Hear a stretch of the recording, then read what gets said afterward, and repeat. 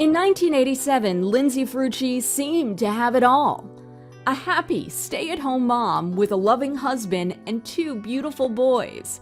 She was the picture of marital bliss and the suburban good life.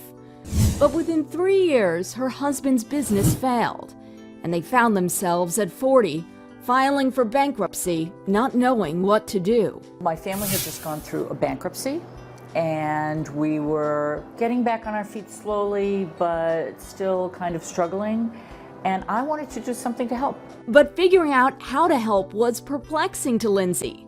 She decided she needed to start a business that would make a lot of money, ignoring the fact that she had absolutely no business experience. She thought long and hard about what she could do. It was the 90s. The fat-free craze was in full swing.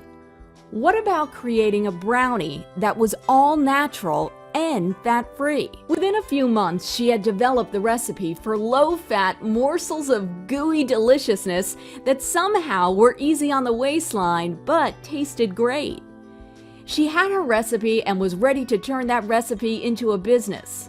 But how? She had absolutely no idea how to take the first step. Her first stop? The local SCORE office, which stands for Service Corps of Retired Executives, where retired business professionals voluntarily guide would-be entrepreneurs on how to start a business. I had actually read about SCORE in Inc. magazine, and I had read an article about a SCORE advisor and a couple out in California.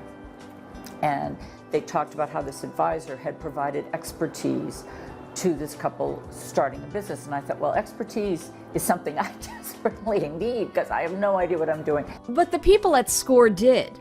Lindsay soon became fast friends with 2 gentlemen, Bob and Jay, who had decades in the food industry and loved her idea.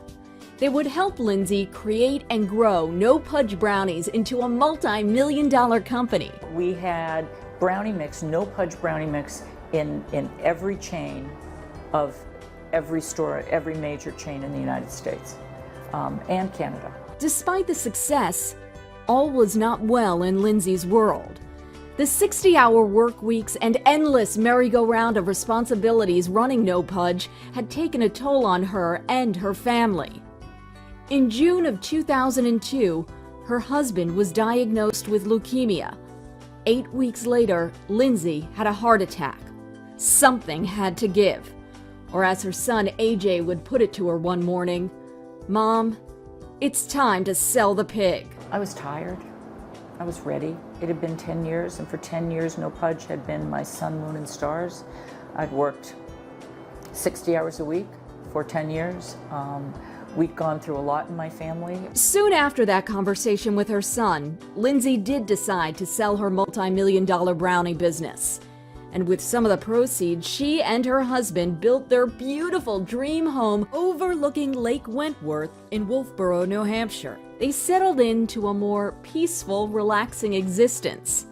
That was until one dark day in 2009, when Lindsay's world was once again turned upside down. In November of 2009, we got a phone call saying that the person that we had worked with to invest all our retirement funds, including the proceeds from the sale of No Pudge, had been perpetrating an elaborate Ponzi scheme, and all the money was gone. All of it, which was a stunner. While all of the money was lost, Lindsay says she gained something crucial that day: perspective. She says by the look on her husband's face that morning, she thought something had happened to one of her boys who were now grown and working in New York City. I had been given an incredible gift in that moment, that terrifying moment of thinking that something had happened to one or both of my kids. I had been given the gift of perspective. I was able to move forward and say, okay, this happened. We can't change it, but we're all here. We're all still alive. We're all still healthy. Everybody's here. We can deal with this. With the encouragement, love, and support of their 2 sons, Lindsay and Paul sold their dream home in New Hampshire and moved to New York to be closer to the boys.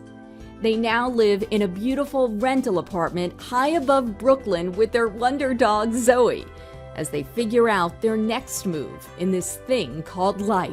Her husband Paul is now 5 years cancer-free and is working for a software marketing firm, while Lindsay spends her days promoting her book, The Pig and Me, which is a memoir of the no Pudge years before the Ponzi scheme. The Ponzi scheme is in there, but just as an epilogue, because that wasn't what the book was about. The book was about the journey from starting no Pudge through to selling no Pudge, because that in itself was a huge journey. She also spends her time talking to other women about how to handle and move forward from life's ups and downs, whether they be financial, health-related, or matters of the heart. I think that I have shown that I can walk that walk.